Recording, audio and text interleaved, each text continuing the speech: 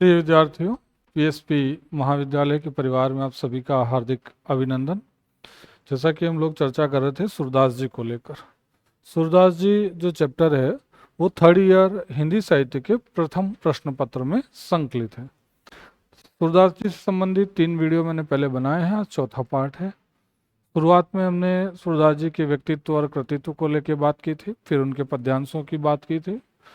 अंत में सूरदास जी और का कृष्ण के प्रति जो समर्पण भाव है, सूरदास जी का स्वयं को पापी ही नहीं महापापी बताना और श्री कृष्ण के समक्ष अपने पापों से मुक्ति की बात करना कि हे भगवान, दुनिया में सबसे बड़ा महापापी मैं हूँ और मेरे पापों को आप क्षमा कीजिए।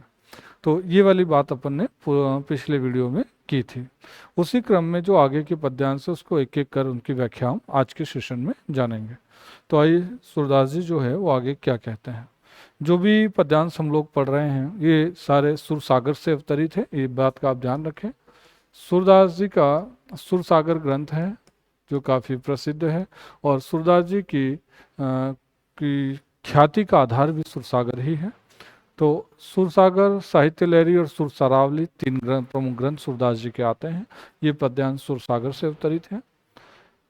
इसमें सूरदास जी क्या कह रहे हैं तो देखिए, ये जो पद्यांश 7वां पद्यांश है इसमें सूरदास जी ने बताया है, बाल्यावस्था में घुटनों के बल जब भगवान श्री कृष्ण नंद बाबा के आंगन में घूम रहे होते हैं, उस समय कृष्ण का बाह्य स्वरूप और नंद बाबा का सोने का आंगन, हीरे मणियों से जड़ा हुआ आंगन का होना, कृष्ण का किलकारियां करना, सभी का मन मोहना, माता यशोदा का बालक कृष्ण को देखकर प्रसन्न होना, नंद बाबा को आवाज लगाना, अंत में आंचल में लिए उसे दूध पिलाना। तो एक नन्हे जो श्री कृष्ण भगवान है उसके उनके सौंदर्य के साथ साथ नंद बाबा के आंगन की विशेषताओं को इस पद्यांश में प्रस्तुत किया गया। तो क्या कहा गया है, किलकत कान गुटूरवनी आवत। गुटूरवनी का मतलब होता है घुटनों के बल, किलकत यानी किलकारिया करना, मणिमय यानी हीरे मणिया, मणिमय कनक नंद के आंगन बिंब पकरीबे धावत, कबहु निरखी हरि आपु छाह को, कर सो पकरन चाहत, किल की हसत रजती द्वे दतियां, पुनि पुनि तिह अवगाहत, कनक भूमि पर कर पग छाया, यह उपमा इकराजती, करी करी प्रतिपद प्रतिमनि वसुदा, कमल बैठकी साजती, बाल दशा सुख निरख जसोदा, पुनि पुनि नंद बुलावती, अचरा तर ले ढांकी सुर के प्रभु के दूध पिलावती। यहाँ पर क्या कहा गया तो किलकत काना गुटुरवनी धावती। धावती का धाव आवत का मतलब, गुटुरनी का मतलब होता है घुटने के बल आना। कृष्ण भगवान जो हैं वो बाल्यावस्था में हैं, घुटनों के बल नंद बाबा के आंगन में इधर उधर घूम रहे होते हैं। नंद बाबा का आंगन जो है मणिमय और कनक, कनक का मतलब सोना, कि नंद बाबा का जो आंगन है वो सोने के समान प्रतीत हो रहा है। ऐसा लगता है कि सोने की भूमि है और उस पे हीरे और मणियां जड़े हुए होते हैं आंगन में। अब कृष्ण भगवान जब घूमते हैं तो कभी कभार अपना ही जो बिंब होता है, यानी अपनी ही जो छाया होती है, उसे पकड़ बिंब को पकड़ने के लिए दौड़ते हैं। कब हो निरखी हरि आप छाह को, कर सो पकड़न चाहे। कभी वो किसी बिंब को पकड़ने दौड़ते हैं, कभी अपनी ही छाया को पकड़ने दौड़ते हैं। इस तरीके से बाल क्रीड़ाएं जो हैं, भांति भांति की बाल क्रीड़ाएं नंद बाबा के आंगन में श्री कृष्ण जो है वो कर रहे होते हैं और घुटनों के बल इधर उधर घूम रहे होते हैं। कभी वो किलकारियां करते हैं, तो किलकारियां यानी आवाज करना। तो कब हो निरखी आप हरी छाओं को, कभी अपनी छाया को पकड़ने दौड़ते हैं। किल की हसत रजती द्वे दतिया, द्वे का मतलब होता है 2, दतिया का मतलब दांत, पुनि पुनि तिह अवगाहत। जब वो किलकारियां करते हैं, हंसते हैं खिलखिलाकर, तो उनके जो 2 दांत होते हैं वो दांत बहुत सुंदर दिखाई देते हैं। छोटे बच्चों के हंसते समय जो उनका चेहरा होता है, उनके जो दांत होते हैं वो काफ़ी आकर्षक और मनभावन और मनोहर होते हैं।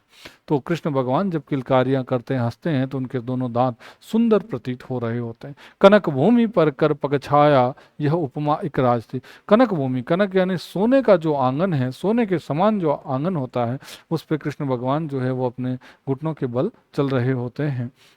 उनकी छाया उनके साथ साथ चल रही होती है। करी करी प्रतिपद प्रतिमनि वसुधा, कमल बैठकी साजती। और जब वो घूमते हैं तो सोने के आंगन में जो हीरे और मोती जड़े हुए हैं, ऐसा प्रतीत होता है कि वे हीरे मोती कमल की भांति खिलकर श्री कृष्ण भगवान के लिए एक आसन तैयार कर रहे हो, कि माना कि कृष्ण भगवान उस पर विराजेंगे, बैठेंगे, ऐसा प्रतीत हो रहा होता है। तो नंद बाबा का जो आंगन है सोने की भूमि है, हीरे और मणियां जड़ी हुई हैं, ऐसा प्रतीत हो रहा है कि मानो श्री कृष्ण भगवान के लिए वो हीरे मणि कमल में परिवर्तित होकर एक उनके लिए आसन तैयार कर रहे हैं। बाल दशा सुख निरखी जसोदा पुनि पुनि नंद बुलावती। और जो बाल दशा जो है यानी कृष्ण भगवान की जो बाल्यावस्था और जो क्रीड़ाएं हैं, उनको देखकर यशोदा मैया जो है वो बहुत खुश हो रही होती है और खुशी के मारे किसे बार बार आवाज लगा रही होती है, तो नंद बाबा को आवाज लगा रही है ताकि इस कृष्ण भगवान की जो क्रीड़ाएं हैं उसका आनंद वो भी ले सकें। अचरा तरले ढाकी सुरके प्रभु को दूध पिलावती। और फिर अंत में वे अपने आंचल में कृष्ण भगवान को ढक लेती है और उन्हें दूध पिला रही होती। तो माँ और पुत्र के जो वात्सल्य और जो स्नेह है उसकी परिभाषा मिलती है। साथ साथ बाल्यावस्था में कृष्ण का सुंदर प्रतीत होना, नंद बाबा के सोने और हीरे मणियों से जड़े हुए आंगन का होना, ये तमाम बातें इस पद्यांश में कही गई है। तो ध्यान रहे कि कृष्ण भगवान का घुटनों के बल चलते हुए जो क्रीड़ाएं की जाती है, इस पद्यांश में उनकी बात की गई है। आगे देखें, मैया होन चराहो गाय, सिगरे ग्वाल गिरावत मोसो मेरे पाई पिराई, जोन पत्याही पूछी बलदायु हुई आपनी, अपनी सोह दवाई दिवाई, यह सूनी माई जसोदा ग्वालिनी, गारी देती रिसाई, मैं पठवती अपने लरिका को, आवो मन बहराई, सुर श्याम मेरो अति बालक मारत ताहि रिगोई। तो इस पद्यांश के माध्यम से सूरदास जी क्या कहना चाहते हैं, तो यहाँ वो कहते हैं कि मैया योन चराहो गाय, कृष्ण भगवान जो है वो गाय चराने के लिए माता यशोदा को मना कर देते हैं कि आज के बाद में वन में गाय चराने नहीं जाऊंगा। जिसकी वजह क्या है कि वो गाय चराने के लिए मना क्यों कर रहे हैं, वो कहते हैं कि सिगरे ग्वाल, सिगरे यानी सारे जितने भी ग्वाले गाय चराने जाते हैं वो अपनी गायों को किससे घेरने के लिए कहते हैं, कृष्ण भगवान से। और बाल्यावस्था है तो बालक होने के कारण वो कहते हैं कि जब मैं गायों को घेरने के लिए इधर उधर दौड़ता हूँ तो उस वजह से मेरे पाँवों में दर्द होने लगता है।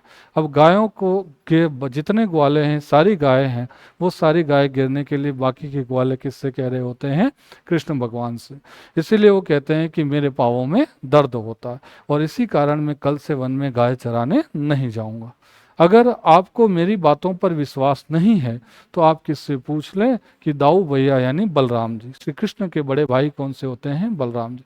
कि आपको मेरी बातों पे अगर विश्वास नहीं है तो आप बलदाऊ यानी बलराम भैया से पूछ लीजिए और उन्हें अपनी यानी सौगंध, अपनी सौगंध खिलाकर पूछ लीजिए कि मैं जो भी कह रहा हूँ वो सारा सत्य कह रहा हूँ।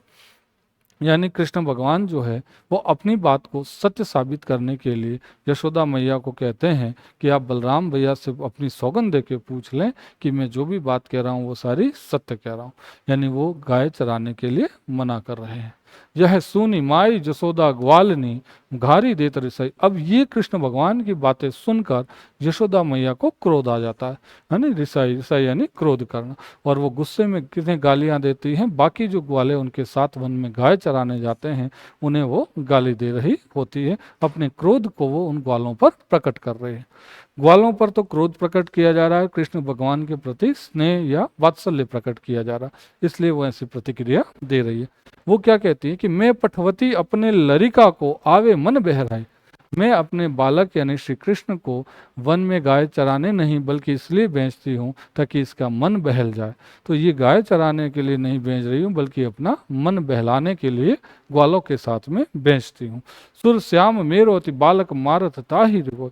वे सूरदास जी कहते हैं कि ऐसे श्याम वर्ग के जो श्री कृष्ण हैं वो इस तरीके से बाकी ग्वालों को अपनी माँ से क्या कर रहे होते हैं, डांट पड़वा रहे होते हैं और इसी वजह से वो गाय चराने के लिए जाने से मना करते हैं। तो इस पद्यांश में कृष्ण भगवान का गाय चराने के लिए मना करना और जिसका कारण है कि अन्य ग्वालों द्वारा सारी गायों को गिरवाने का काम कृष्ण भगवान को सौंपा जाता है। बलदाऊ भैया से पूछने के लिए कहते हैं, यशोदा मैया को इस बात से पूरी तरह से विश्वास दिला देते हैं कि यही कारण है इसलिए मैं वन जाना नहीं चाहता हूँ।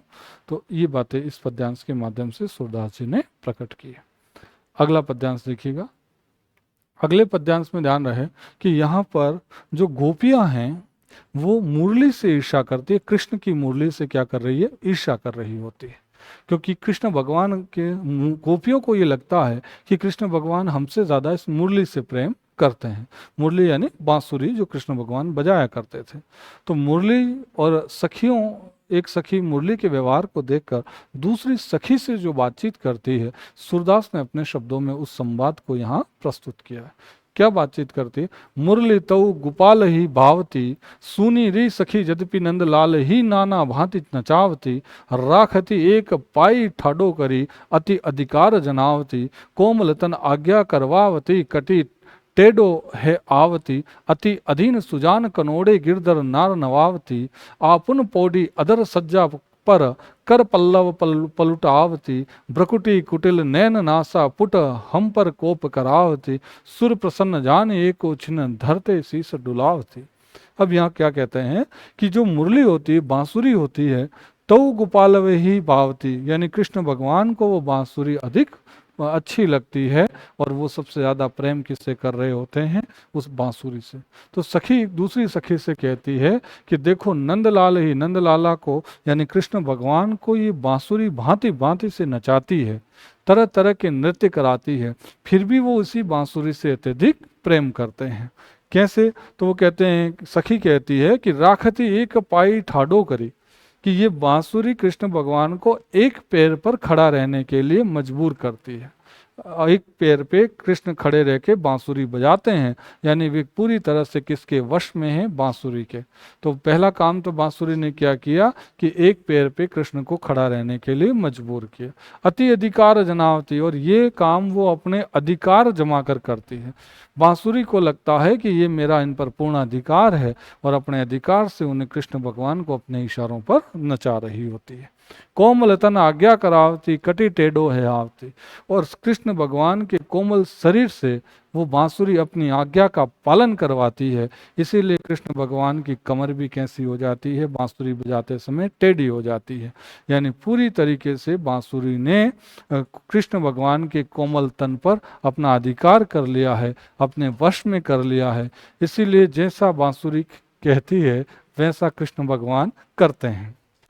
आगे क्या कहा गया कि अति अधीन सुजान कनोड़े गिरधर नार नवाती, और जो बांसुरी है वो श्री कृष्ण भगवान को अपना सब कुछ जो है वो मानते हुए, लाज शर्म सारी चीजें छोड़ते हुए जैसा चाहे वैसा नचाने के लिए उनको मजबूर करती है। और कृष्ण भगवान भी जो है वो सारी शर्म लज्जा त्याग कर किसके अधीन है, बांसुरी के अधीन है।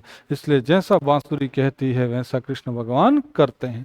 आपन पौड़ी अदर सज्जा पर कर पल्लव पलुटावती, यानी अब बांसुरी क्या करी, अधर, अधर का मतलब होता है होठ, कि बांसुरी जो है वो श्री कृष्ण के होठों पर बैठती है और श्री कृष्ण के कोमल हाथों से अपने पांव दबाती है। क्योंकि बांसुरी बजाते समय कृष्ण भगवान की अंगुलियां बांसुरी पर चलती है। तो वो गोपियां सखी, एक सखी दूसरी से क्या कहती है कि ये कहाँ राज करती है, कृष्ण भगवान के अधरों पे, यानी होठों की सैया पर सोती है और अपने पांव जो है वो कोमल कृष्ण भगवान के हाथों से दबवाती है। ब्रकुटी कुटिल नैन नशा पुट हम पर कोप करावते, और कृष्ण भगवान की ब्रुकुटियों को और आंखों को टेढ़ा कर, ब्रुकुटियों को तान कर और नासिका यानी नाक के छिद्रों को फड़का कर हम पर क्या कराती है, कोप कराती है। कोप का मतलब होता है क्रोध। तो बांसुरी जो है वो किस तरीके से कृष्ण भगवान से भांति भांति के नृत्य करवा रही होती है, और सखी यानी गोपियों पर वो बांसुरी क्रोध कराती है। सुर प्रसन्न जान एक छिन धरते शीश डोलो, और एक बार भी वो कृष्ण भगवान को प्रसन्न जानकर उनकी गर्दन को नहीं हिलाती है।